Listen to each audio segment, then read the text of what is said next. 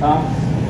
E o título dessa palavra, Samuel colocou aqui, na verdade o título dela total é Jebuseus Tolerados, o perigo dos inimigos que aprendemos a conviver. O fato é que Josué, ele é o líder que antecede, que sucede na verdade Moisés. Moisés foi um grande líder, Moisés foi um grande, é até hoje ainda um grande para os judeus e para nós também. Moisés escreveu, para você ter ideia, o primeiro livro da Bíblia, escreveu todo o Pentateuco, tá?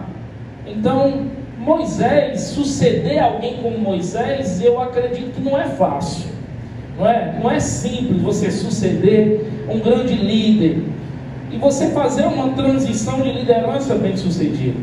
Todo líder precisa ter alguém a qual ele vê, enxerga, pode apertar para que esse possa lhe suceder, tá? Porque nós não estamos aqui para sempre. Vai acontecer diversas coisas e só Deus sabe aquilo que Ele vai fazer através de nós e sobre essa casa. E às vezes isso falha nas lideranças.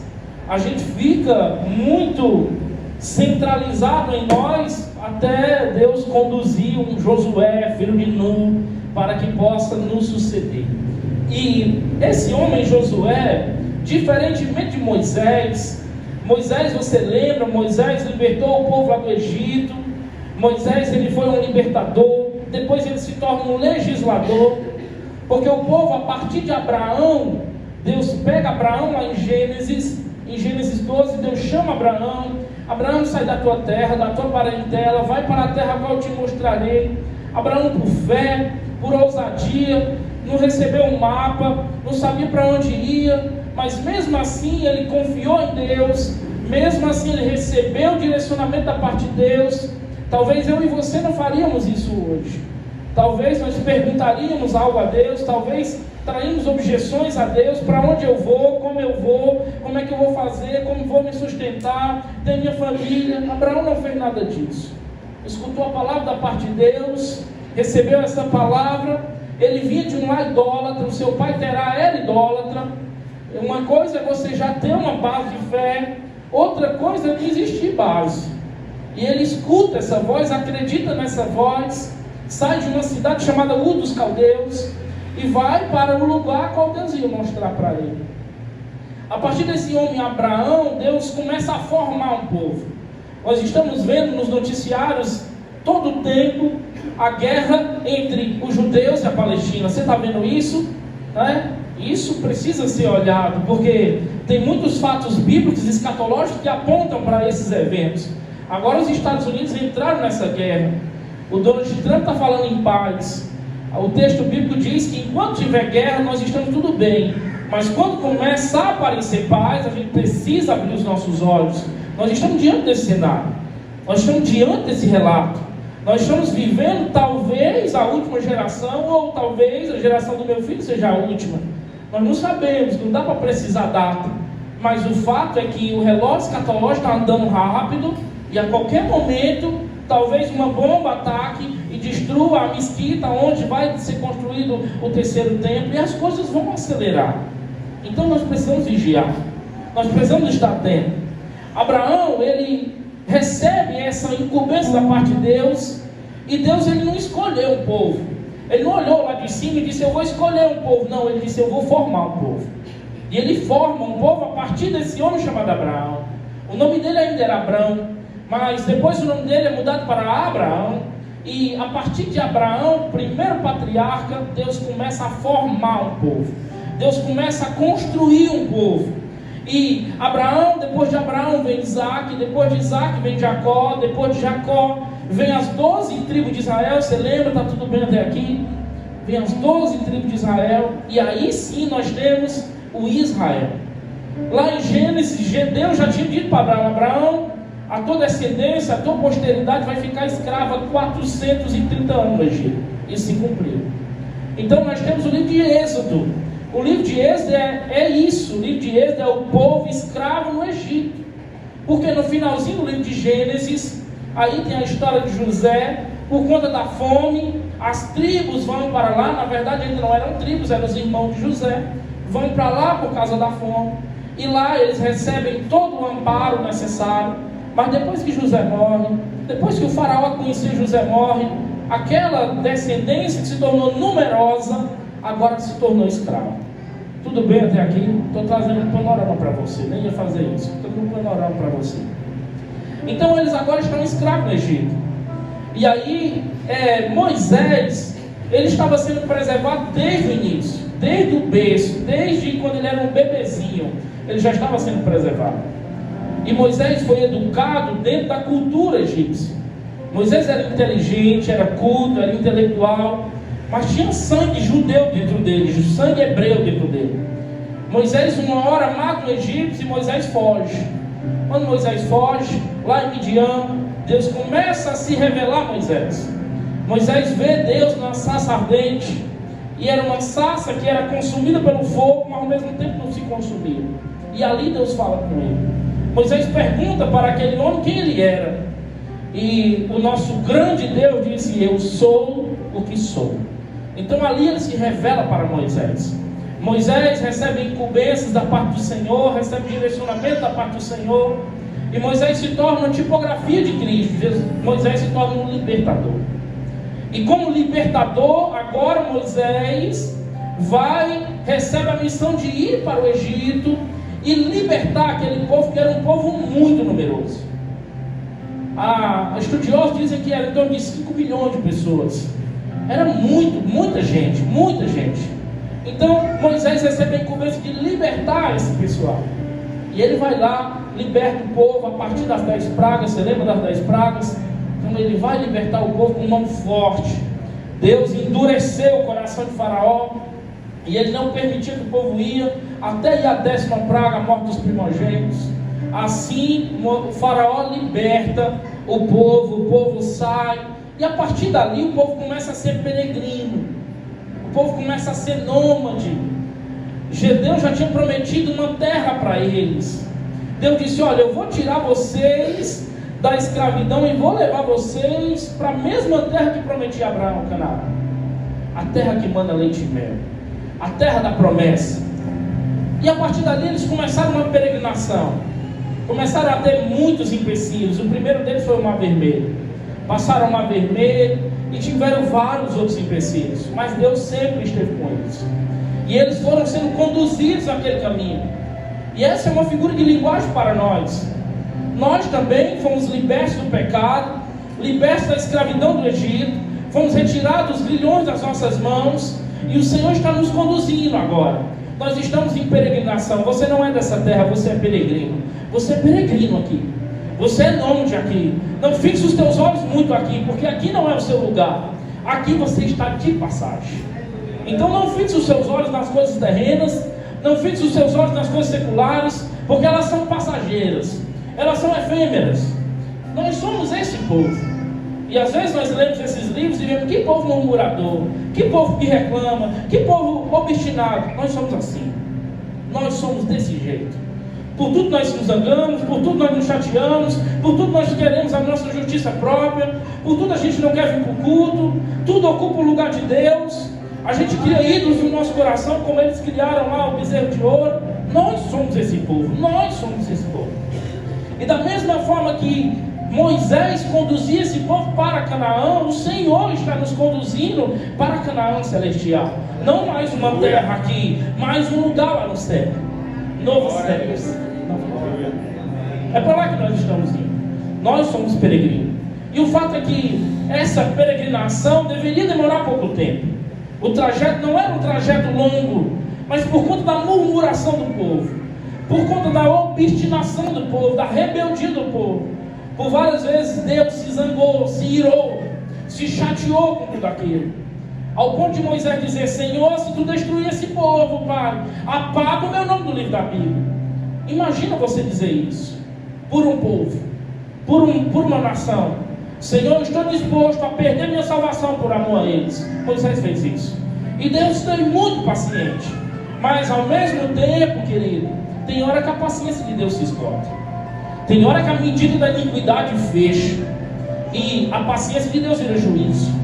Esse povo não foi morto, mas esse povo ficou rodando, perecendo no Egito. Toda aquela geração morreu, toda aquela geração pereceu durante 40 anos. Aí foi feito novas promessas. Olha, quando surgiu uma nova geração, essa nova geração é a geração que vai entrar na terra prometida. Essa nova geração, o povo de Moisés, ele fez tantas coisas boas, um grande líder, mas também ele cometeu alguns deslizes. Imagina conduzir um povo tão numeroso como esse. Imagina um povo todo o tempo perturbando o teu ouvido, dizendo: Moisés, por que tu nos tirou do Egito, Moisés? Moisés, eu estou com saudade do pimentão do Egito, Moisés. Moisés, eu estou com saudade da cebola do Egito. O povo de Moisés escutou muito. E numa ocasião específica, Moisés deveria falar à rocha, para que da rocha saísse água. E ao invés de falar, ele pega e bate na rocha. E faz o meio que um espetáculo ali. E por conta disso, querido. E aí nós vamos perguntar ao nosso Deus lá em cima. Moisés não entrou na terra prometida. Deixa eu te falar. Tem promessas que, se nós vacilarmos, nós não vamos viver. Quem vai viver é a nossa posteridade. Tem promessas que elas serão cumpridas, porque Deus é fiel. Mas se nós perdermos a atenção um pouco e a gente parar de vigiar, a gente vai ser impedido de viver essas promessas. A Bíblia diz que Deus pegou Moisés, colocou Moisés em cima do monte e fez só ele ver a terra prometida. Veja, Moisés, a terra. Você pode ver a terra, Moisés, mas você não vai entrar nela. E aí entra a figura de Josué. Josué já estava sendo preparado. Josué já estava sendo conduzido, ministrado para suceder Moisés. Mas, como já falei, essa é uma missão não fácil. Essa é uma missão difícil. Mas Josué recebe essa incumbência. Você já teve a oportunidade de ler Josué, você vai ver no capítulo 1 que por várias vezes Deus diz assim para Josué: Josué, seja forte, Josué. Josué, seja valente, Josué. Josué, eu sou contigo, Josué. Josué, da mesma forma que eu fui com Moisés, eu também serei contigo, Josué. Então ele estava animando Josué.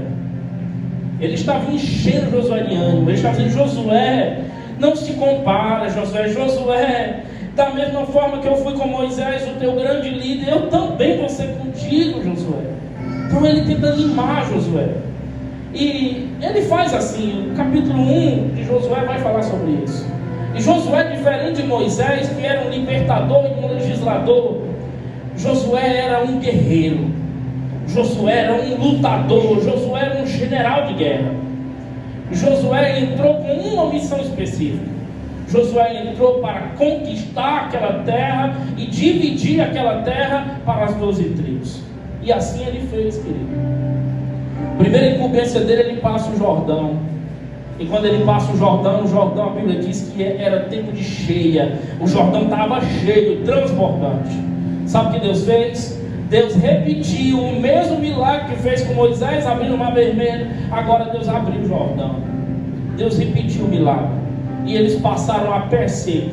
A Arca da Aliança foi na frente. Quando a Arca da Aliança parou no meio do rio, aí todo o povo passou a pé enxuto, sem se molharem, tá? E aí aquilo foi uma confirmação para o povo da liderança de Josué.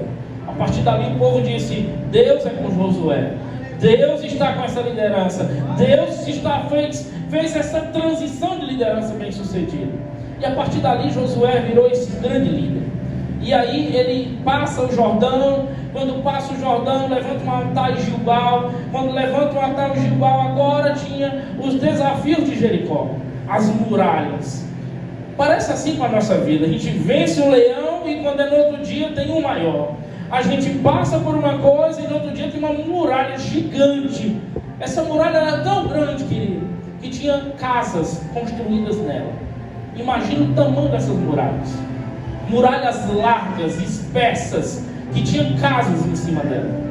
Josué, por obediência a Deus, sem levantar nenhuma espada, Josué, por obediência a Deus, as muralhas caem.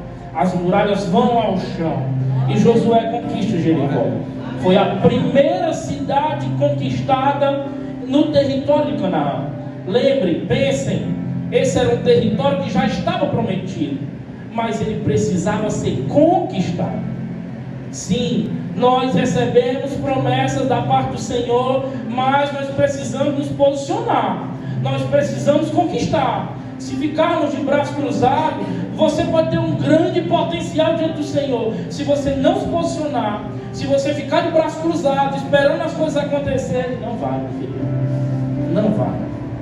As promessas estão aí, mas nós precisamos avançar e conquistar.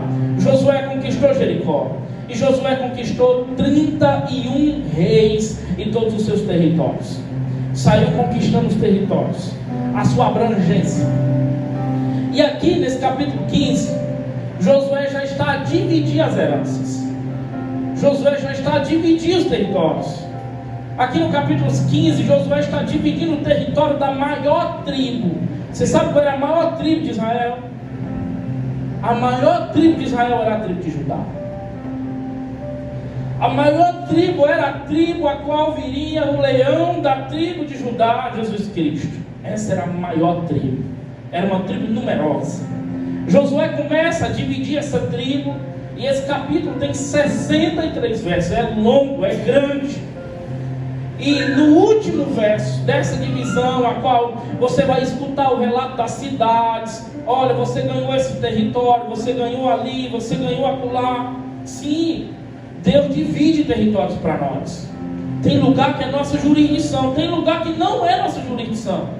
E nós só podemos andar na expansão a qual o Senhor nos orientou. Se o Senhor disser, vai para lá, Natanael, nós vamos. Se o Senhor disser, fica só aqui e seja dedicado e excelente aqui, amém, Senhor. Foi o território a qual o Senhor demarcou para nós. Cada um recebe um território, querido. Cada um recebe demarcações de território. Judá recebeu as suas demarcações, possuiu as suas terras. Mas no verso 63 é muito importante, eu quero que você leia novamente. O verso 63 diz assim: porém os filhos de Judá não puderam expulsar os jebuseus que habitavam em Jerusalém.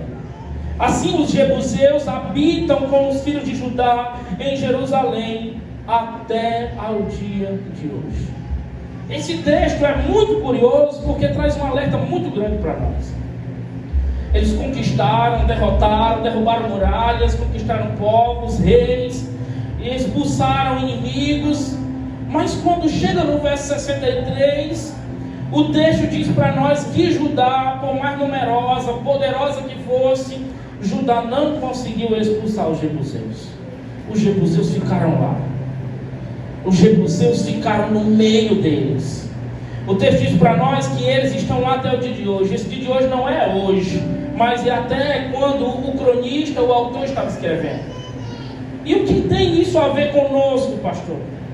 O que isso tem a ver com uma aplicação prática para nós hoje? E eu vou te falar. Amém? Você está aí? Amém. Essa frase nos indica que os jebuseus, inimigos do povo de Deus, ficaram no meio deles. Eles não foram expulsos, ficaram no meio do povo santo. Judá era conhecida como a tribo do louvor, a tribo da adoração, uma tribo que representava uma liderança espiritual. E essa tribo grande, numerosa, não conseguiu expulsar os jebuseus. Os jebuseus, inimigo, um povo cananeu idólatra, um povo cananeu mau, um povo cananeu a qual tinha práticas pecaminosas, práticas politeístas, estavam no meio do povo. E eles estavam em uma cidade. Qual era a cidade, pastor?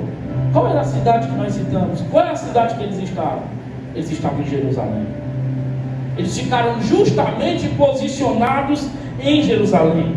Esse povo jebuseu representava uma ameaça à santidade do povo, uma ameaça à contaminação do povo. Ficaram justamente em Jerusalém, o lugar do trono de Davi, o lugar da cidade santa. E talvez é assim conosco. O Senhor já nos conduziu para as nossas promessas.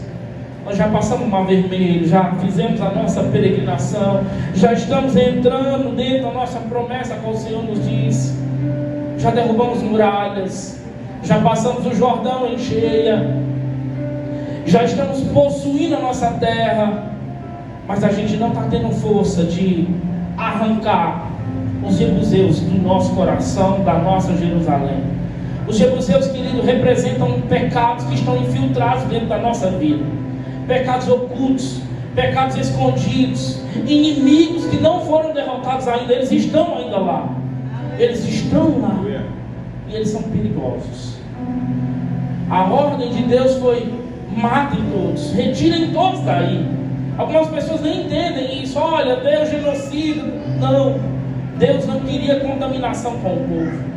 Deus sabia que se esse povo se misturasse com o povo de Deus, haveria um sincretismo religioso, haveria uma mistura de crenças, e assim aconteceu. Esses jebuseus aqui representados por esse povo são inimigos tolerados, pecados de estimação, feridas não tratadas, hábitos antigos que nós trouxemos. Já ocupamos a terra da promessa, mas a gente já ainda continua com eles. E entenda, querido, não é porque você os tolera que Deus os aceita. Não, você está tolerando coisas que Deus já mandou você expulsar. Você está vivendo com inimigos à sua espreita, ao redor de você, e Deus já disse: olha, já era para eles terem saído da tua vida, já era para eles terem sido arrancados da tua vida, e você continua com eles. Você se acostumou com eles, você se acostumou com as práticas pecaminosas, você se acostumou com hábitos, mas Deus não mudou de opinião. A opinião dele continua a mesma. Esse povo deveria ter sido retirado daí, esse povo deveria ter sido expulso daí. E por isso que às vezes a gente não flui, querido.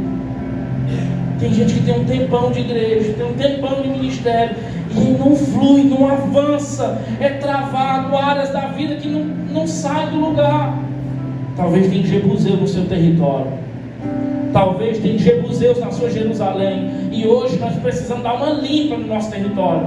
Hoje nós precisamos olhar para dentro de nós, e ao invés de se conformar com eles, agora nós vamos confrontar eles e tirar eles daí. Eles não podem mais morar dentro de nós. Eles estão morando dentro de nós, e eles não podem. Se eles morarem, continuarem com a morada dentro de nós, vai impedir a nossa plenitude, vai impedir o avanço do nosso chamado, o avanço do nosso ministério. A herança é toda nossa, mas nós estamos dividindo. Nós estamos dividindo com inimigos. Quantas vezes nós começamos bem, mas deixamos inimigos escondidos dentro da nossa vida? Pecados não vencidos, pecados de estimação que nós temos há anos, mágoas, pessoas com mágoas, com ressentimentos, com falta de perdão. Nunca perdoou o pai, nunca perdoou a mãe, nunca perdoou o líder, nunca perdoou a liderança antiga, nunca perdoou, está magoado, está ressentido. Hábitos antigos, quando você estava lá no mundo, mas Deus já te tirou de lá, você já entrou na Canaã. Você não pode mais habitar com esses jebuseus na sua vida. Você tem que remover, você tem que tirar. E o pior, você pode estar convivendo com esses pecados, esses vícios, e está achando normal, já se acomodou, não tem mais nem aquela sensibilidade do Espírito Santo que te incomoda. Eu preciso te perguntar. Eu não queria pregar essa palavra hoje. Eu disse: Senhor, é outra palavra assim de confronto, Pai. Já foi domingo passado, Senhor, me dá uma mais leve hoje. Não, filho, é essa. E eu sou obediente, e eu estou aqui. E eu preciso te perguntar: existe jebuseu na tua vida? Existem coisas que não deveriam estar? Existem práticas que você não deveria mais fazer? Existem hábitos que você ainda persiste em ter, mas que você sabe que não agrada a Deus? Deixa eu te falar, eles são jebuseus. Eles estão ocupando o território da promessa. Eles estão ocupando um território que deveria ser seu, que deveria ser pleno seu. Pastor, eu não sou pleno, eu não avanço, eu dou dois passos para frente e 2 para trás. Talvez tenha inimigo no seu território, e você não está mais nem vendo. Você já se tornou acomodado com isso. Pecados tolerados, hábitos escondidos, mágoas guardadas, vícios camuflados, relacionamentos que Deus já mandou romper. Deus já disse: olha, esse relacionamento não é bom para ti, termina, sai daí. Deus já disse: sai dessa mesa, sai desse ambiente, para de andar com essas amizades, elas não te acrescentam nada. E você continua alimentando, nutrindo, você continua sentando nas mesmas mesas. É um retrato de muitos de nós, querido. Na igreja já, mas ainda guardam mágoas. Já tem promessas, mas continuam com os pecados de estimação. Já estão na igreja, mas ainda não largaram o adultério emocional. Já louvam a Deus com a boca, levantam as suas mãos, mas ainda convivem com a pornografia, a inveja, o orgulho. Já tem ministério, mas o coração ainda tem ira, ainda tem mentira e ainda tem vaidade. Pastor, já tem ministério. Pois é, já tem ministério. Está frequentando o templo, mas Deus ainda não está tendo o seu coração por inteiro. Está dividido. Seu coração está dividido. Que área da sua vida está assim? Comece a identificar os jebuseus. Comece a olhar para dentro de você e identificá-los. Será que mora inimigo dentro da minha vida? Como diz aquele filme, será que eu estou dormindo com o inimigo? Será que eles estão no meu território? E entenda, querido, aquilo que você tolera hoje pode destruir a sua vida espiritual amanhã. Você vai tolerando, vai empurrando com a barriga, vai postergando, sabe que precisa resolver, sabe que precisa mudar. Pastor, mas Deus é paciente, é longânimo, é bondoso, Ele é tudo isso, querido. Mas tem hora que a medida da iniquidade chega. E aí Ele se torna agora juiz. Ele se torna aquele que vem e julga. E às vezes as coisas não andam para nós financeiramente, espiritualmente, ministerialmente. Olhe para dentro de você. Olhe e faça essa análise. Você acha que está controlando? Não, eu tenho eles controlados. Não, eles estão te controlando. Enquanto essas situações não forem expulsas da sua vida. Não, pastor, é um meio termo. Não existe meio termo com Jesus. Ou você é de Cristo ou você não é. Não tem meio termo, querido. Não existe meio termo. Você precisa expulsá-los da sua vida. Você precisa retirá-los dos seus hábitos. Você precisa retirar. Jerusalém é lugar do trono. Jerusalém é lugar da presença de Deus. Jerusalém é lugar da adoração de Deus. Não de ídolos, não de outras coisas. Amém? Vocês estão aí? Eu sei que até para dar um amém é difícil. Mas não percam aqui o fio da meada. E hoje, querido, Deus nos chama para esse confronto. Um confronto com os nossos jebuseus. Um confronto com as coisas que desagradam a Deus. É hora de encarar o que está escondido aí. Está escondido. Só se revela quando você está só, ou quando você está no carro dirigindo.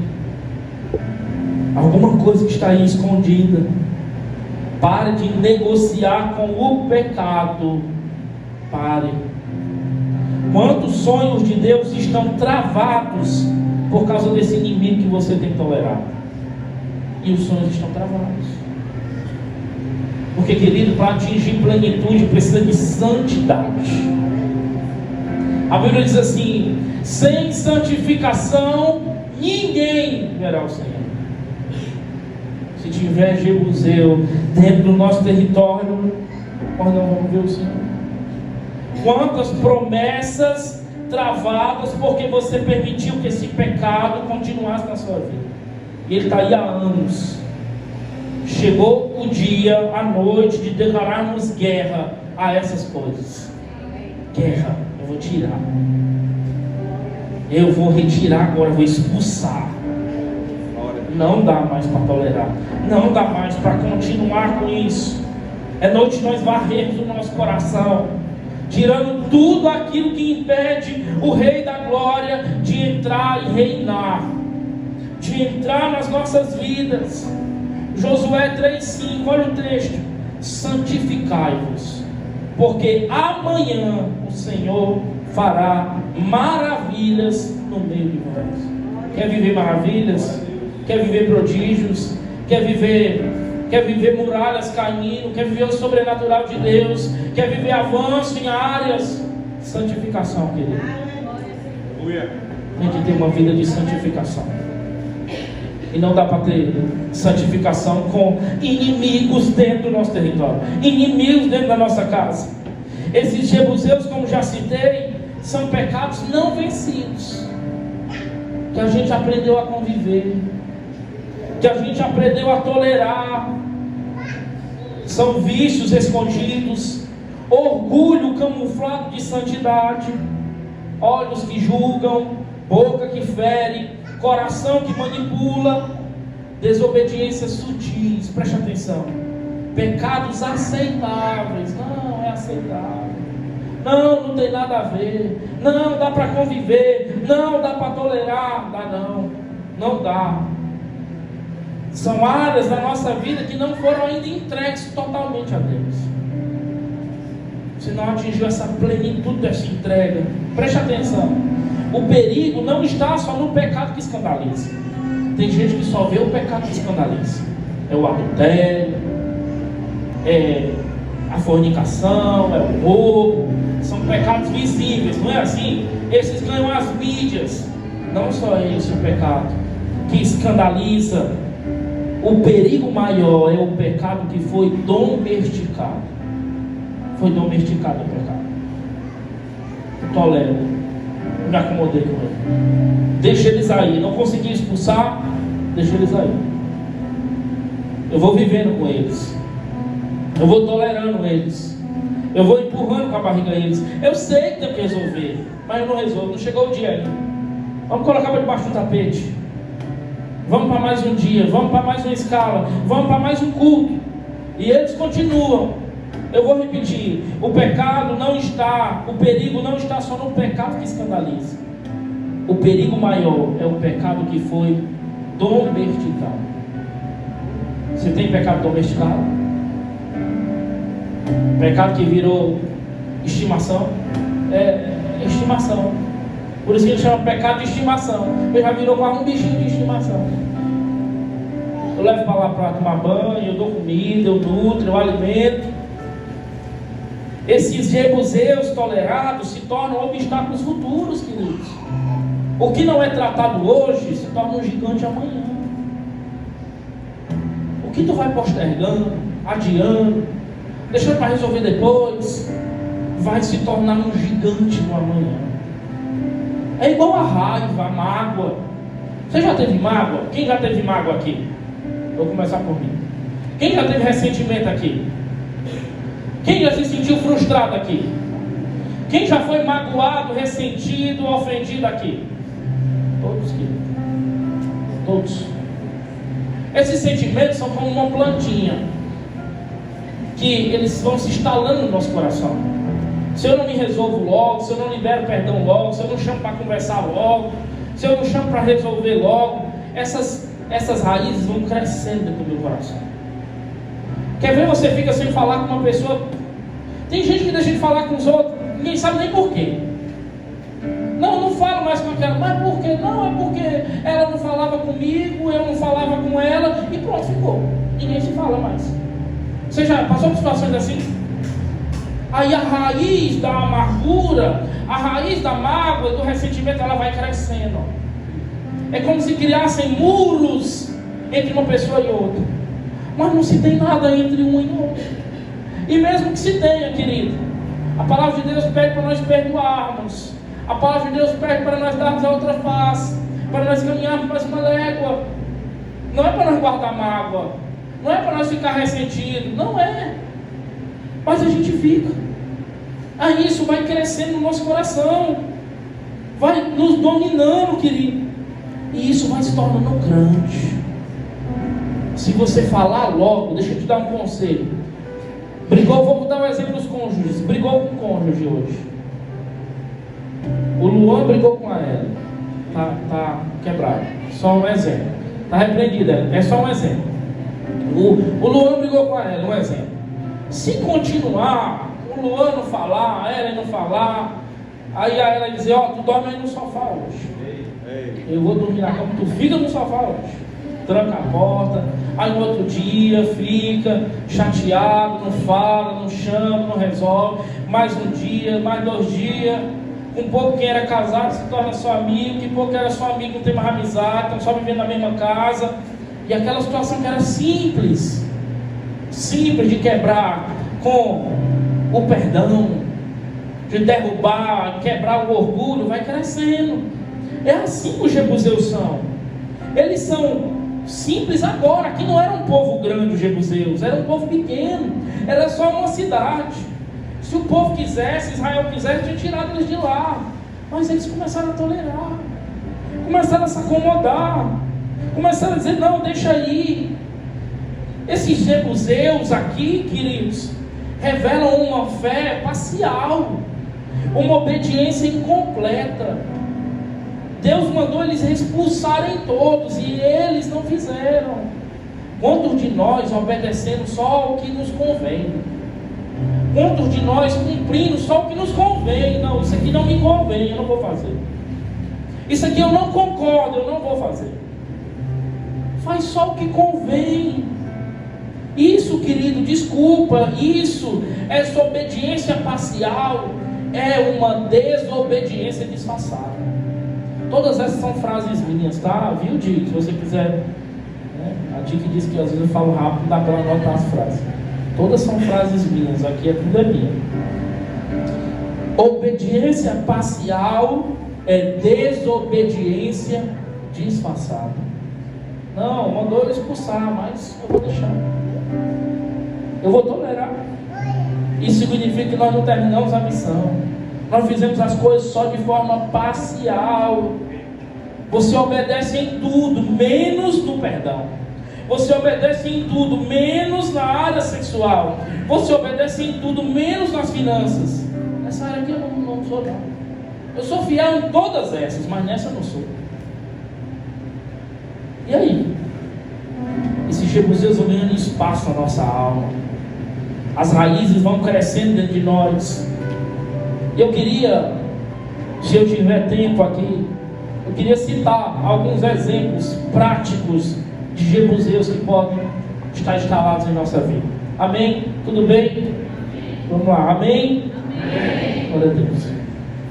O primeiro jebuseu que eu queria citar aqui, e eu já até falei sobre ele, é o jebuseu da mágoa. Quanta gente magoada, ressentida. Concordam comigo? Concordam? Concordam? Vocês podem interagir. Vou lá. A dor foi real. A traição doeu. Dói. Magoa. Ressente. Tem hora que a palavra volta no nosso ouvido de novo. A gente escuta de novo aquela palavra. Já aconteceu com você? Já liberou perdão, mas tem hora que o Satanás bota a palavra no seu ouvido de novo. Bota de novo. Tu viu que falar de ti, Samuel? Essa palavra vem aqui de novo. Se a gente não tiver vigiando, esse jebuseu cresce dentro de nós. O jebuseu da mágoa. A dor foi real, a traição doeu, mas o tempo passou.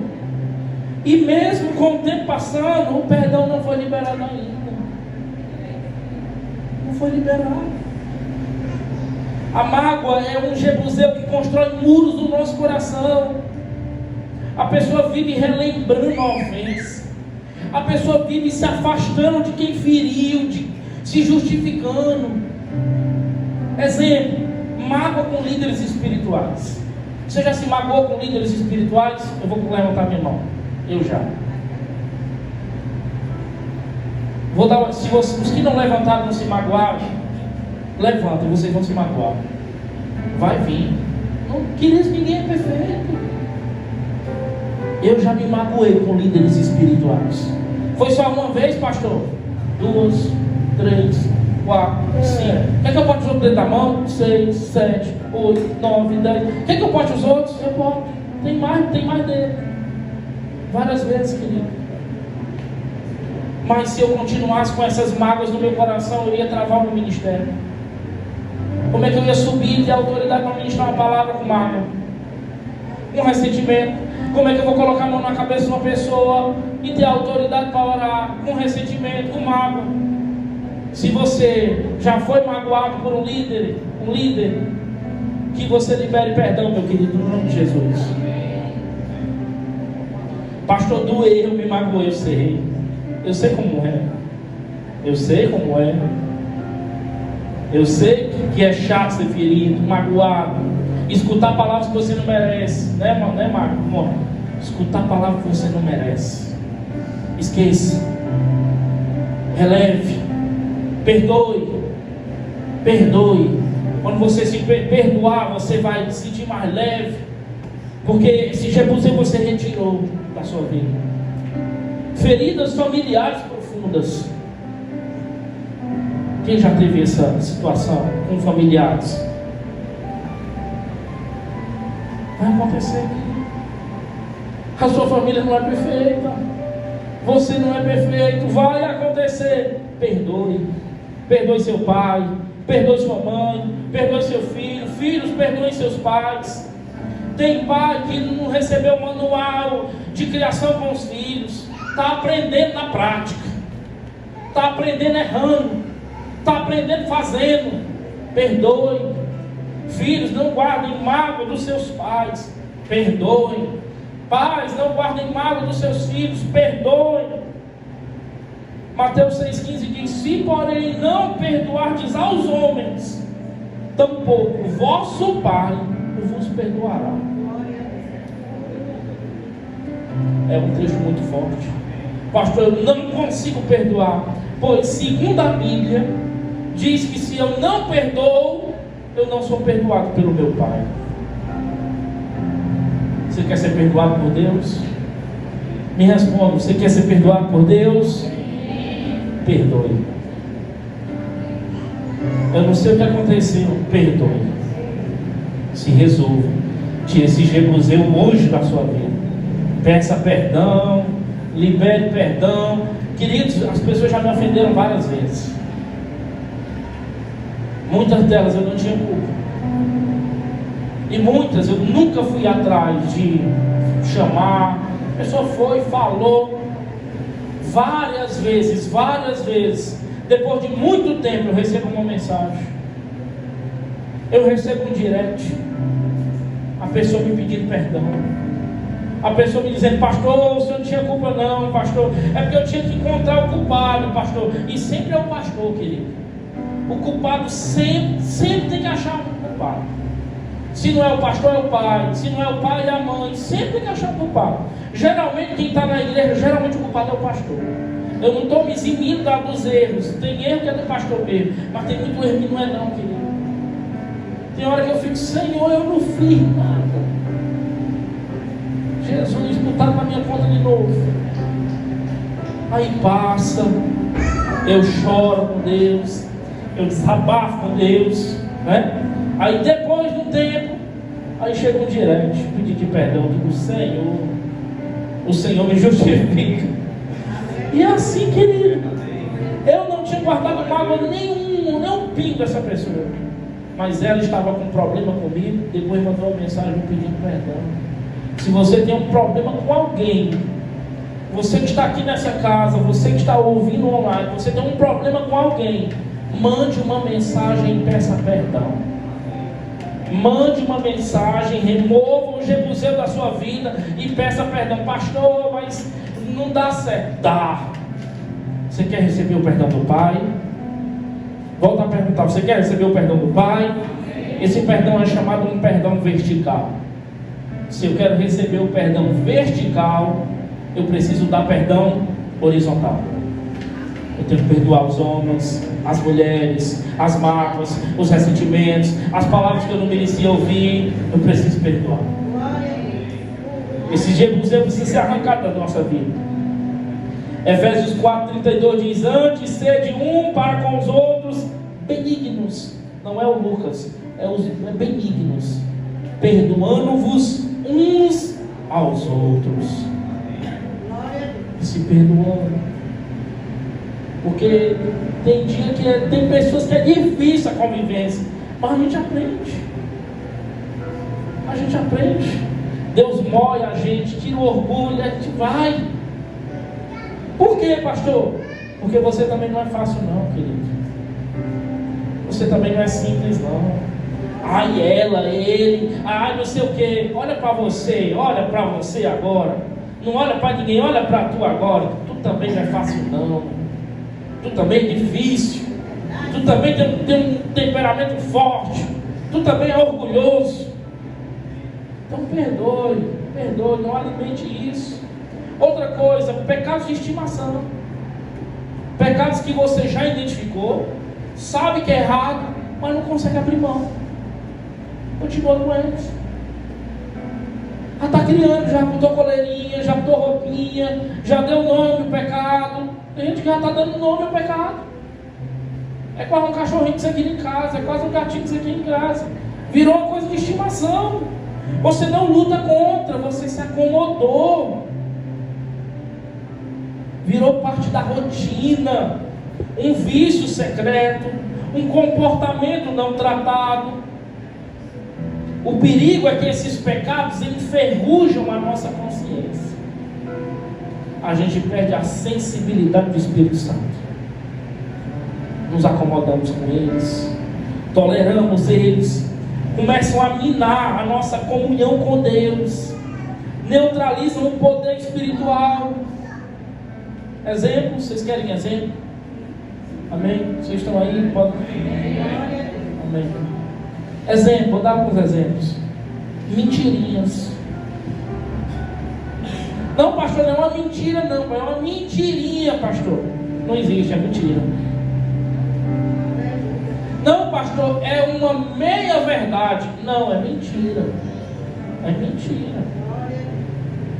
É mentira. Isso se torna um pecado de estimação. Você mente tanto que quando você fala a verdade ninguém acredita. Você mente tanto que você se perde com as suas próprias justificativas e palavras. Você se perdeu. A mentira. Cuidado com a mentira. O vício em redes sociais. Alguém pode dizer ai? O vício em redes sociais. É com o celularzinho, ó, rola na tela, passou meia hora, uma hora e meia, 2 horas. Não lê a Bíblia. Se for abrir a Bíblia, já abre a boca e deu sono. Se ler um capítulo, se o capítulo for longo igual esse aqui, o capítulo 15, que é 63 versos, é grande demais. Eu ia ler 2, vou ler só um, porque esse aqui é grande. Mas se for para ficar nas redes sociais, fica tempos. Vício. Isso, desculpa, querido, é um vício. Por que não dizer é um ídolo? Retire, remova. Isso está roubando a sua comunhão com Deus. Isso está roubando o tempo de você ficar com a sua família. Isso está roubando o tempo de você estar se edificando. Isso está roubando o tempo.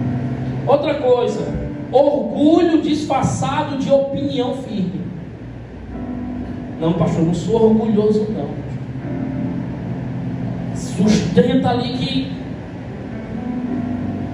Não, pastor, não sou orgulhoso não. Ser orgulhoso. Não dá o braço a torcer, não pede perdão de jeito nenhum. Isso é orgulho, querido. Orgulho é perigoso. Sabe quem derrubou Satanás e um terço dos anjos? Você sabe o que foi? Foi o orgulho. Queria ser como Deus. Ficou orgulhoso. Ficou cheio de si. Ficou altivo. E caiu.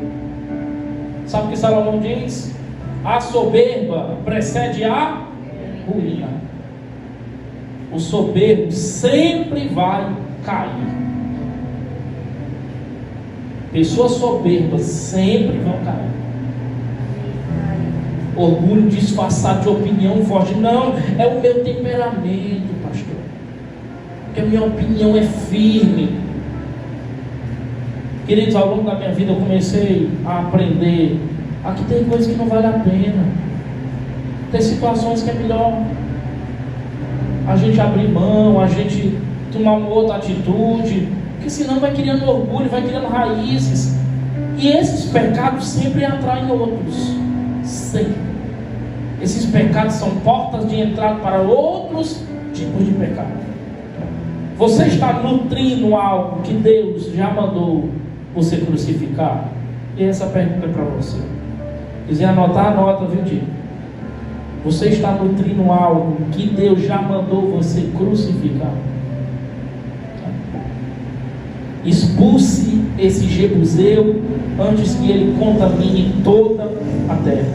Outra coisa, relacionamentos fora da vontade de Deus. Eita Jesus, eu vou falar. Relacionamentos fora da vontade de Deus. 2 Coríntios 6,14. Não vos prendais a um jugo desigual com os incrédulos. Isso é um relacionamento fora da vontade de Deus.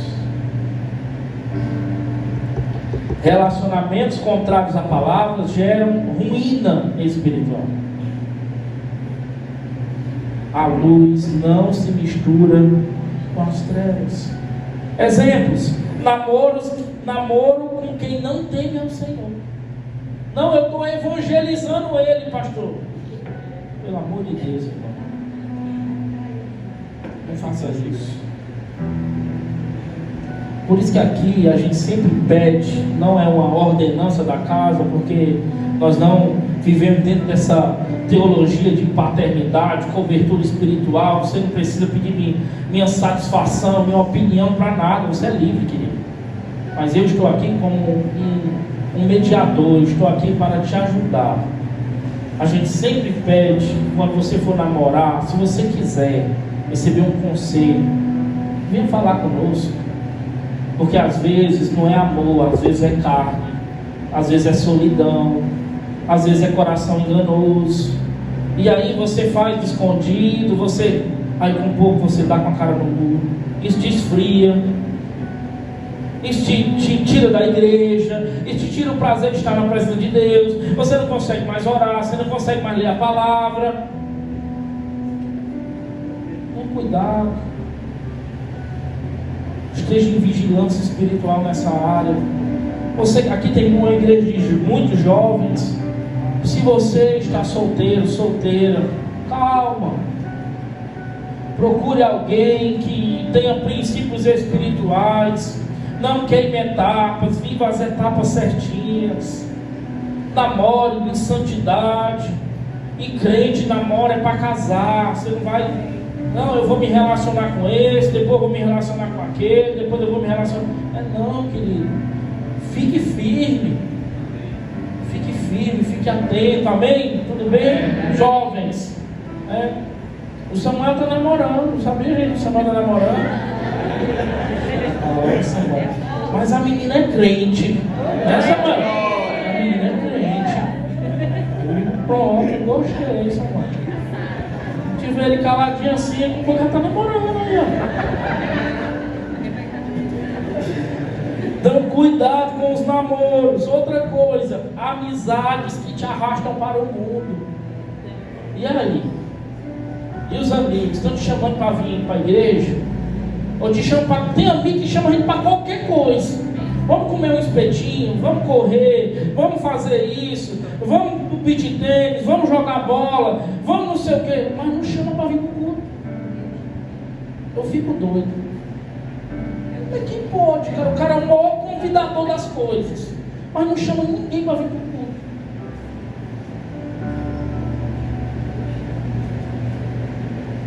Se você tem esse tipo de amizade que ele te chama para muita coisa, amigo é o amigo que te traz para perto de Deus. Esse é amigo. Amigo é o amigo que te fala a verdade quando você começa a enveredar em caminhos pecaminosos. Ele fala a verdade. Ô, bebê, mesmo que dor, mesmo que se zangue um dia, mas fala. Mas fala. Amém? Amém.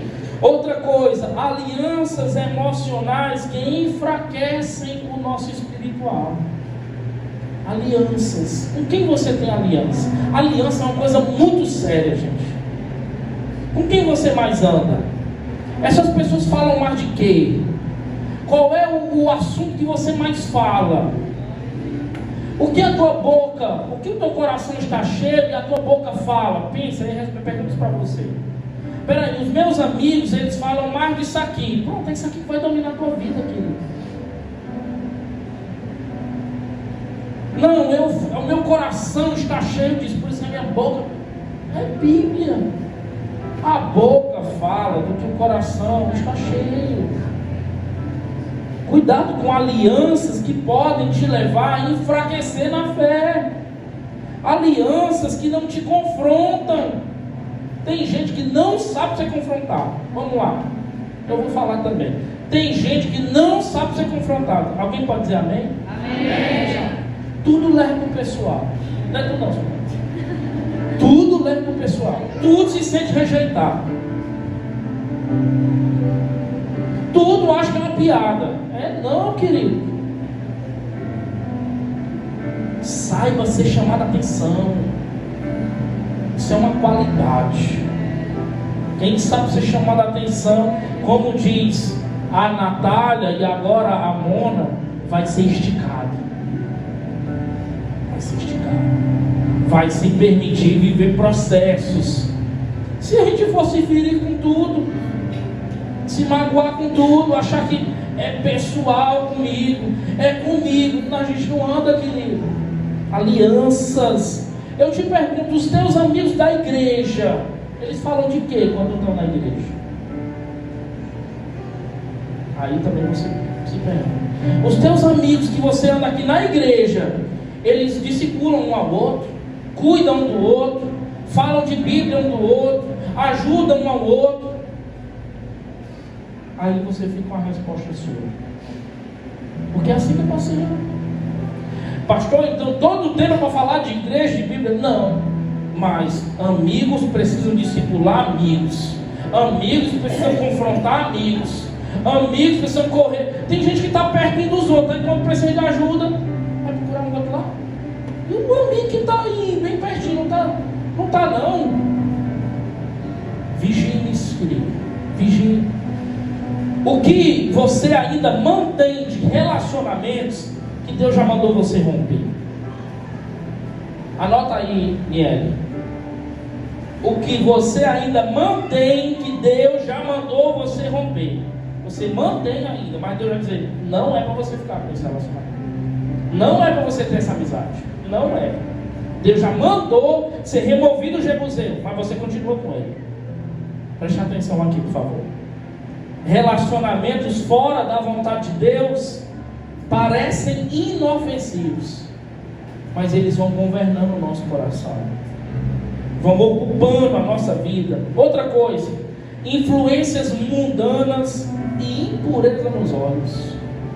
Eu falo? Hoje eu estou assim um pouco acelerado. Eu falo ou não falo, Belém? Falo, né? Provérbios 4:25. Os teus olhos olhem direitos e as tuas pálpebras diretamente diante de ti. Um dos jebuseus que nós mais toleramos é a influência dos olhos. É o que os olhos veem. E os olhos são a porta da nossa alma, a entrada, a janela da nossa alma. O que você coloca diante dos seus olhos?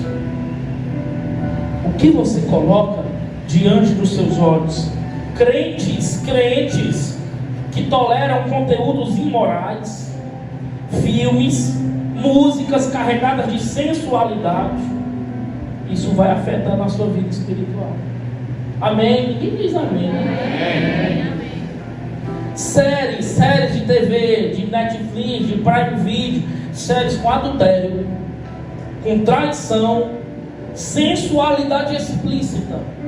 Aí o cara está lutando contra o pecado, batalhando contra a concupiscência, aí assiste uma série que só tem sensualidade, que só... Meu irmão, você não se ajuda. Você não se ajuda.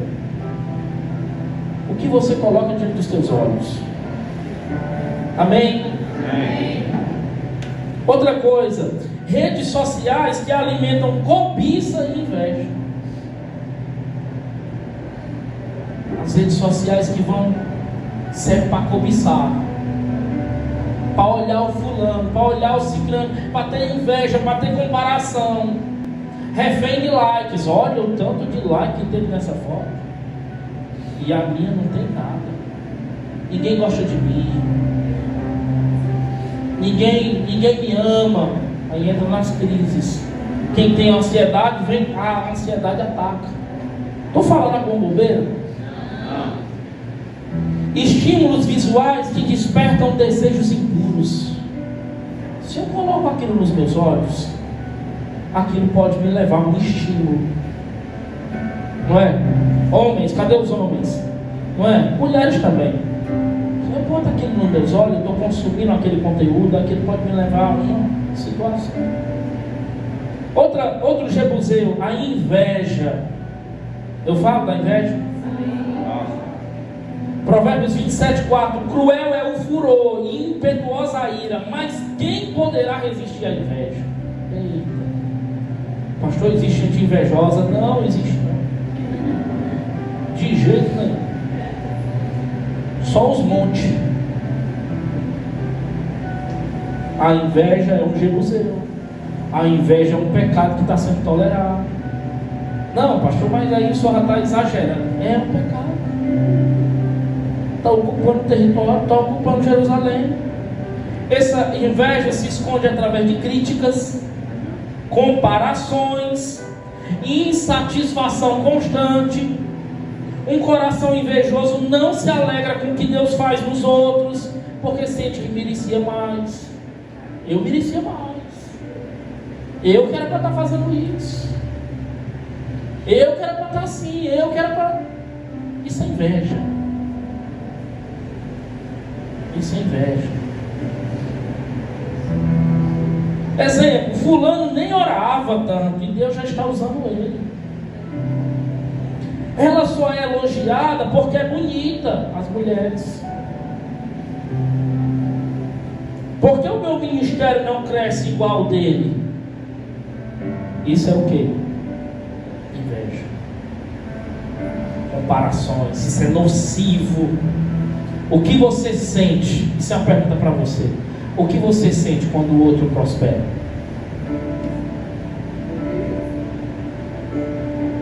O que você sente quando o outro prospera? Quando compra um carro novo, quando abre um negócio, né, Fabrício? O que você sente quando o outro prospera? Você se alegra? Você fica feliz? Você fica satisfeito? Você apoia os amigos? O que você sente? Tá? Aí é com você também a resposta. A inveja é um jebuseu silencioso, assassina a gratidão. As pessoas esquecem o que a gente fez por elas. Assassinamos a ingratidão e nos paralisa, a gente fica paralisado. Outro jebuseu, estou quase terminando, tá, gente? Ainda é 8h30, ainda tem um tempinho, tá bom? Tudo bem? Ok?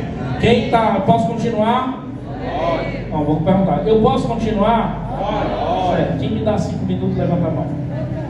5, 10, 15, 20, 25, 30, 35, 40, 45. 5, tem mais 1 hora de pregação. Valeu, Douglas. Show. Outra coisa, língua solta e fofoca. Porque nem se enrolou, né, pastor? Pois é, língua solta e fofoca. Provérbios 18:21. A morte e a vida estão no poder da língua. Pense no jebuseuzinho tolerado pelos cristãos. A língua grande. Lembra que eu trouxe o relato do povo lá na peregrinação do Egito? O povo que foi liberto da escravidão para caminhar para uma terra deles. Pense num povo de língua solta. Pense num povo murmurador. Pense num povo que tudo reclamava. Se estava sol demais, eles reclamavam. Se estava frio demais, eles reclamavam. Tudo eles reclamavam. Se caía maná demais, eles reclamavam. Aí começou a cair as codornizes. Aí eles reclamavam que estavam comendo carne demais. Tudo eles reclamavam. Deus colocou coluna de fogo, Deus colocou nuvem, protegeu eles de tudo que foi jeito. Não teve jeito. Reclamar. Ou coisa ruim é viver com o jebuseu da murmuração e da língua solta. Gente que não vê o bem, é o avanço em nada. Sempre tem algo para melhorar. Sempre. Nunca está bom. Ou só está bom se foi ele que fez. Ou só está bom se foi ela que fez. Porque tem gente que é assim. Você pode fazer e for lindo, mas se fosse eu, tinha sido melhor. Se fosse eu, se a língua solta aqui. A morte e a vida estão no poder da língua. Controle mais a sua língua. Só fale quando edificar, só fale quando for trazer edificação. Não fale para entulhar os poços das pessoas, não. Tem gente que você chega para contar um projeto tão lindo, uma coisa tão bonita. Eu estou fazendo assim, Aí a pessoa dá uma palavra e enche o pulso da gente de areia. A gente chega a sair triste. Oh Deus, não dá nada certo. Tem gente que é assim. A gente está vendo uma visão linda, enche de areia o pulso. A gente fica triste. Crentes que falam demais, comentam que não deveriam, murmuram constantemente, alimentam fofocas. Tem crente assim, pastor? Não, tem não. Tem não. Exemplos, comentários ácidos. Tem gente que tem uns comentários ácidos. Piadas de mau gosto. Tem ou não tem? Piada de mau gosto. Confusões através da murmuração. Porque uma palavra pode gerar várias coisas. Eu leio aqui o livro de Josué ainda. Deixa eu te dizer aqui qual é o capítulo.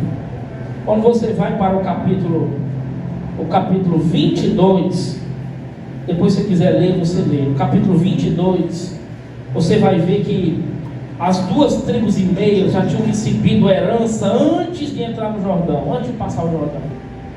Aí eles servem para guerrear, Josué convoca eles vão, fazem tudo direitinho.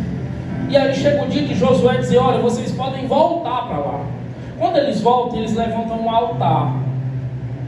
Quando o restante do povo olha aquele altar levantado, eles ficam tudo irados. Eita, levantaram um altar, ó. O altar de adoração é aqui em Sião. Não pode ter altar ali. Eles saem com raiva, zangados. Saem para brigar com as 2 tribos e meias. Quando chega lá, eles vão conversar, eles vão entender. Não é altar de adoração. Era um altar memorial, era um altar de lembrança. O que eu estou querendo falar isso, pastor? Tem palavras que geram confusões, geram intrigas entre as pessoas. Tem palavras que, ao invés de serem edificadoras, são cavadoras de abismo. Queridos, a Bíblia diz que nós sejamos pacificadores. Você é pacificador? Ou você gosta de ver o mar pegando fogo para tu comer peixe assado, como diz o outro? Eu quero ver o mar pegar é fogo. Eu vou botar mais lenha na fogueira. Seja pacificador. Se a sua boca não glorifica, ela contamina. Consagre os seus lábios a Deus. Retire qualquer jebuseio da sua vida, da sua casa. Outra coisa, materialismo e ganância. Mateus 6:21, onde estiver o vosso tesouro, aí estará também o vosso coração. Tem gente com o coração na riqueza. Tem gente com o coração no dinheiro. É verdade ou não é? É. Infelizmente, esse é o jebuseu do materialismo. Faz com que o dinheiro ocupe um trono, vira um ídolo. O dinheiro se torna um ídolo. A pessoa diz que serve a Deus, mas tudo gira em torno de bens, posses, funcionários, status, carreira. Tudo gira em torno disso. A pessoa deixa de servir para ganhar mais, não oferta por cautela, busca primeiro o lucro, depois o reino. Isso é o materialismo. Você serve a Deus ou serve ao que Ele pode te dar? Também a pergunta. Você serve a Deus ou serve ao que Ele pode te dar?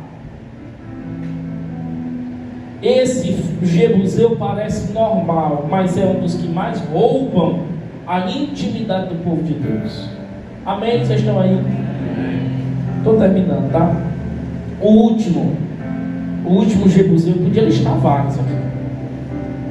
Podia listar uma infinidade de jebuseus aqui.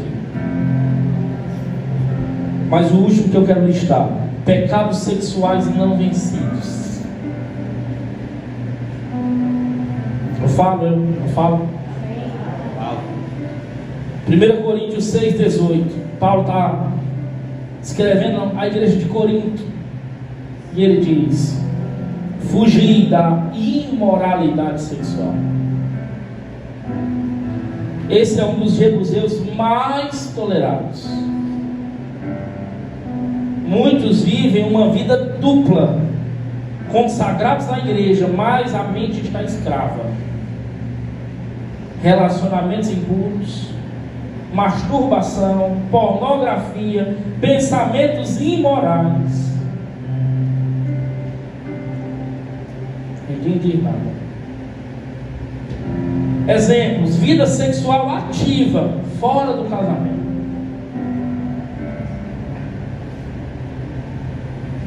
Vida sexual ativa fora do casamento. Jebuseu, pecado. Desejos alimentados em segredo. Desejos sexuais. Fantasias que moldam a mente. Olha com um olhar cobiçoso de fantasia, chega viagem. Você já expulsou esse jebuseu ou você dorme ainda com ele? Ou você dorme ainda com ele? Precisa haver santidade se nós queremos viver coisas grandes na presença do Senhor. Senão nunca vamos ocupar o território completo. Nunca. Vai ficar ocupado, dividido, ocupando um trono, dividindo as atenções. E a Bíblia diz que Deus não divide a glória dele com ninguém. Ou o seu coração é totalmente dele, ou o território está ocupado por inimigos. Inimigos que talvez você tenha tolerado, se acomodado há anos. Eu quero concluir. Eu quero te fazer uma pergunta com amor, mas também com firmeza e autoridade. Quais são os seus jebuseus?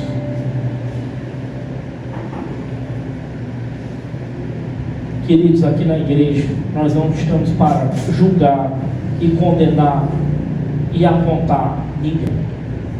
Pelo contrário. Se você pensa que a gente fica observando quem vem na frente, não. De forma alguma. Nós estamos aqui para lhe ajudar. Uma palavra como essa é difícil para quem está aqui ministrando. É muito melhor ministrar a vitória, é muito melhor adivinhar CPF, RG, é melhor.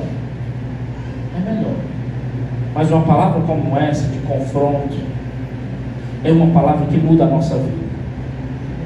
É uma palavra que transforma a nossa história. É uma palavra que, se você não ficar indiferente, porque tem gente que fica indiferente, tem gente que finge que não é com ele, com ela, fica indiferente. Se você levar a sério uma palavra como essa, e você fizer o que tem que ser feito, você tem uma vida mudada, querido. Você vai viver um avanço. Você lembra quem aqui estuda história? Você lembra do slogan do Juscelino Kubitschek? Olha, agora, por que eu lembrei do Juscelino Kubitschek? O slogan dele, se você estudava história, era 50 anos em 5. Você lembra disso? Cadê os estudantes de história? Ninguém, meu Deus. O Joab, né? Eu sei que não é para qualquer um, mas pelo menos a gente estudou história. Também não peguei ele não, meu irmão, não sou tão velho assim. Mas eu estudei. Se você levar uma palavra dessa a sério, você vai viver vários anos ainda. Isso aconteceu comigo, querido. Isso aqui aconteceu comigo. Na minha retomada para a igreja, na minha retomada para os princípios do Senhor, eu sempre fui uma pessoa intensa. Ou eu vivia assim, ou eu não vivia. Ou eu vivia daquele jeito, eu não sabia ficar em cima do muro. Quando eu me jogava de cabeça. Você vai perceber essa característica em mim. Eu sou intenso no que faço. Eu sou dedicado no que eu faço. Quando essa palavra, essa essência, eu entendi isso aqui, e eu levei a sério isso aqui, a minha vida mudou. O meu ministério fez assim, eu digo, meu Deus, o que é isso? Depois, alguns anos, o Senhor me respondeu. Tinha jebuseus tolerados, e você removeu, você tirou. Agora você perdeu tempo nos anos atrás, agora você vai avançar. Deus tem pressa a fazer coisas na nossa vida, tem pressa. Ele fez isso comigo, queridos. Comigo. Rápido, eu estava no liderança do ministério, com pouco eu estava diácono, com pouco eu estava presbítero, com pouco já me cogitava para assumir uma igreja. E eu, Senhor, o que é isso? E Deus dizendo, você está agora sem freio, acelerado. Eu estou te puxando, meu filho. Não tem mais nada que te trava, não tem mais nada no caminho. Você está livre para cumprir o propósito. Eu avancei. Chega, a gente se assusta. Se você levar uma palavra dessa a sério. Ah, pastor, meu negócio não é no ministério. Pode ser o seu casamento, que é cheio de jebuseiro, é cheio de coisa escondida, é cheio de coisa oculta, é coisa que a sua mulher nem sabe que tem, é cartinha que tu tem das tuas ex-namoradas, não sei, irmão, é coisas lá do passado. O que é que isso está fazendo contigo ainda? É jebuseiro no meio. Coisas de práticas que você tinha, CD que você escutava, no tempo do CD, do DVD. O que é que isso está fazendo ainda? Isso trava a vida da gente. Isso impede a vida da gente seguir. Porque às vezes esses objetos são anátemas. Isso aqui na história de Josué, a primeira cidade que ele derrotou foi uma cidade chamada Jericó. E por ser a primeira, a ordenança de Deus era, olha, não peguem nada dessa cidade, O termo bíblico é despojo. Não peguem nenhum despojo. Não recolham nada de lá. Queimem tudo. Não quero nada. Eles foram, as muralhas foram derrubadas, eles venceram o povo que estava lá. E um homem chamado Acã, repita comigo, Acã, só isso. Acã viu uma capa babilônica, bonita, valiosa. Ele olhou para a capa e disse, não tem ninguém olhando, não tem ninguém vendo. Pegou a capa para ele. A próxima cidade, a Josué conquistar, era uma cidade chamada Ai. Cidade pequena, infinitamente menor do que Jericó. Os conselheiros de Josué disseram, olha, não envia todo o povo, todo o exército, porque vai desgastar o povo de forma desnecessária. Manda pouca gente.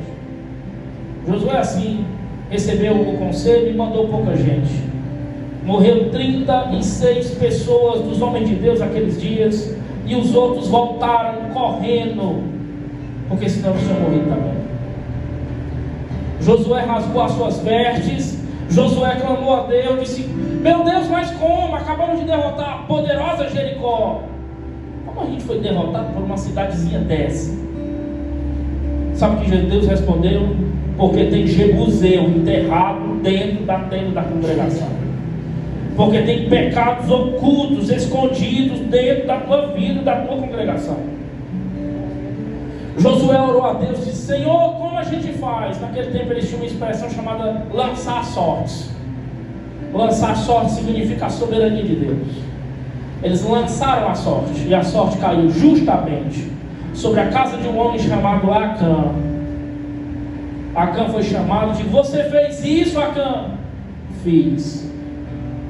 Está aqui a capa babilônica que está enterrada debaixo da minha tenda. Eu fiz. Eu peguei esses objetos amaldiçoados, condenados. Sabe o que aconteceu com Acã? Acã e toda a sua família foi morta aqui. Foi destruída. O pecado individual, em algumas situações, afeta o coletivo. Se você peca dentro do ambiente do casamento, o pecado afeta o casamento. Se você peca, afeta a família. Pecados individuais podem afetar a coletividade. Agora, se você levar essa palavra a sério e você olhar para dentro de você com verdade, sem vergonha, sem máscara, e você disser: realmente tem um monte de capa babilônica enterrada, tem um monte de Jebuseu que eu tolero, que eu me acomodei. Se você fizer isso com verdade, com sinceridade, eu te garanto, a sua vida é mudada. O seu ministério vai fazer o que aconteceu com o meu. Foi um romper assim. Eu digo: Senhor, o que é isso? Não tinha mais nada me travando, não tinha mais nada na minha frente. Era só eu e o que Deus queria fazer na minha vida, e Ele também tem a fazer na sua. Eu não sou mais especial do que você, longe disso. Você é especial para o Senhor, e Deus tem propósitos e objetivos na sua vida. Talvez diferente do meu, mas tem também para a sua vida. Porque cada um tem um propósito diante de Deus. Ele tem. Se você levar uma palavra como essa, não ficar conversando, não ficar fingindo que não é com você, essa palavra muda a tua vida. Essa palavra muda o teu ministério. Essa palavra dá um rumo diferente à tua família. Ela dá um rumo diferente. E eu vou te perguntar com amor, mais com firmeza: quais são os jebuseus que você tem tolerado na sua vida? Eu tenho certeza que tem. Deus não ia me dar uma palavra dessa tua, não. Tem jebuseu. Tem capa babilônica enterrada. Se for procurar, tem. Se for mexer, tem. Aí a sorte está caindo justamente aonde? Na tua casa. Porque tem um pecado oculto escondido lá. Porque tem uma coisa que não deveria estar lá. É um inimigo que está sendo tolerado. É um pecado que está sendo escondido ao invés de confrontado. Você se acostumou. Você se acomodou. A coisa é triste. Você sabe que entristece o Espírito Santo, mas você continua com ela. Como é que nós sabemos que entristece ao nosso Deus e a gente continua fazendo? Por que a gente tem tanta dedicação para algumas coisas e não tem para a obra de Deus? Por quê? Aí quando a tua vida começa a travar, começa a ver empecilho, aí você corre nos caminhos do Senhor. Você está na oração, você está no culto da quinta, você está no culto do domingo. Faça isso, querido, sem precisar viver isso. Faça isso por amor, por gratidão. Faça isso por entrega. Faça isso para que cada vez a palavra te confronte e você remova essas coisas que não deveriam estar aí. Faça isso. Tem gente que só corre para diante de Deus quando as coisas estão apertadas. Por isso que às vezes Deus usa o sofrimento. Deus usa as dificuldades. Deus permite algumas coisas na nossa vida. Por quê? Porque você não tem escutado a bonança. Aí Ele leva você para a escassez. C.S. Lewis diz que o sofrimento é o holofote de Deus. Então Deus diz, ele não está escutando no bom, eu vou gritar no ruim, e ele vai me ouvir. A gente acha que Deus é ruim, que Deus está julgando, que Deus está... Não, querido, é as suas próprias atitudes. É os próprios jebuseus que habitam no seu território. É os próprios. E enquanto você não mudar, não tirar, você vai ficar com essa vida, desculpa, meia boca. E nós não fomos chamados para ter uma vida meia boca, não fomos. Nós somos chamados para ter uma vida plena, uma vida, a verdade, na medida que o Senhor quer para nós, não a quem. Deus tem assim para você, mas você está aqui, a quem? Vivendo uma vida espiritual, financeira, relacional, baixa, cheia de problema, de coisa. Você não foi chamado para isso, querido. Deus te chamou para fluir no teu ministério, na tua chamada. Deus te chamou para você sentir a presença do Espírito Santo quando você estiver diante do local a qual Ele te colocou no corpo. Foi para isso que Deus nos chamou. Não se contente com a mediocridade. Não se contente, igreja. Não se contente, por favor. Às vezes eu vejo a pessoa está entrando na mediocridade. Não permita, querido. Não se permita viver isso. Deus tem mais para você. Deus tem mais para você. Um território grande, amplo. Um território que é seu, pleno seu. E você precisa se posicionar. Isso que você está tolerando, cresce. Isso que você não expulsa, começa a te dominar. Você já se acostumou. Você já se acomodou. Deus não quer morar com uma Jerusalém dividida, querido. E para me encerrar, lá em 2 Samuel 5, 6, 7, coloca aqui, Samuel, por favor. Olha o que Davi faz. Mas a chave dessa palavra, o fechamento dessa palavra. 2 Samuel 5, 6, 7, o texto diz assim: o rei Davi e as suas tropas partiram para Jerusalém a fim de expulsar os jebuseus que habitavam naquela terra, os quais advertiam a Davi: não conseguirás entrar nesta cidade, até mesmo os cegos e os aleijados são capazes de te impedir. Querendo dizer que Davi jamais conseguiria vencer aquela cidade inexpugnável.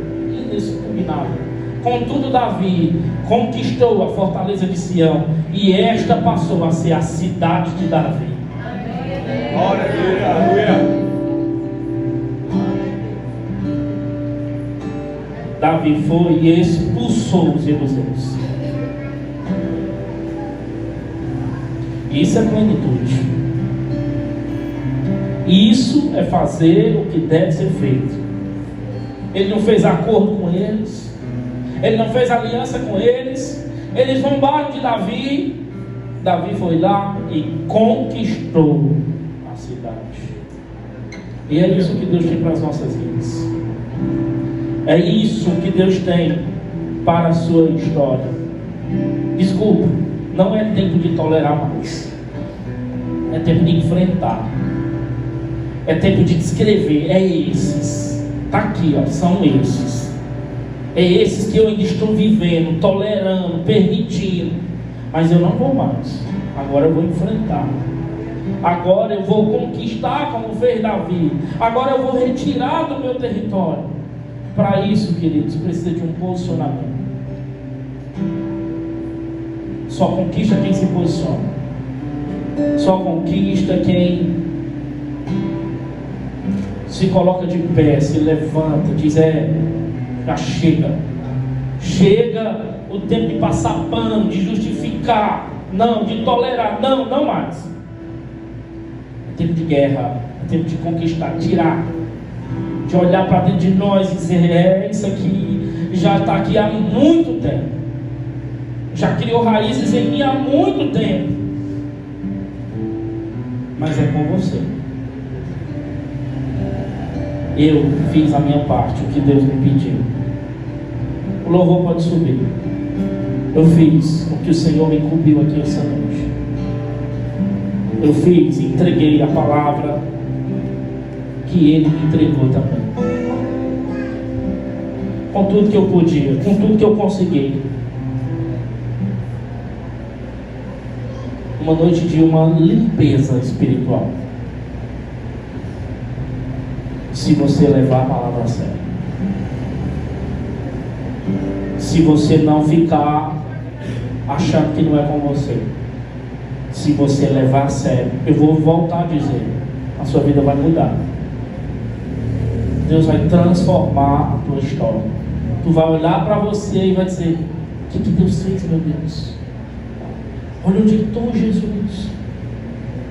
Pai, o que eu vou falar, Senhor? Tu já deu um pulo tão grande, tu não sabe nem.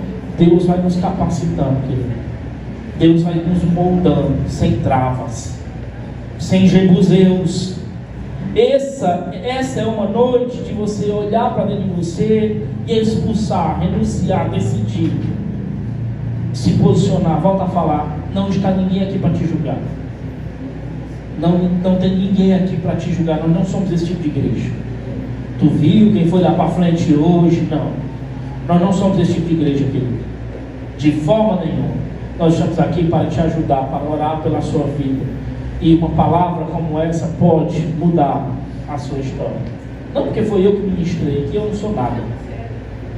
Eu não sou nada. Sou apenas um instrumento. Mas se você quiser essa mudança, olhe para dentro de você e comece a identificar os jebuseus. Tem esse. O pastor citou esse, também tem. Olha, vá olhando, vá listando na sua mente. Nós vamos ouvir uma canção. Chegou o dia da conquista, chegou o dia de te retirar todos eles, de fazer o que Davi fez. Anos depois, Davi chegou e conquistou a cidade.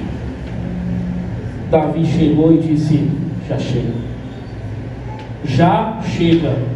Eu não vou negociar, eu não vou tolerar, eu não vou me acomodar, eu não vou fazer aliança, eu não vou fazer. Tá bom, já deu. Já deu.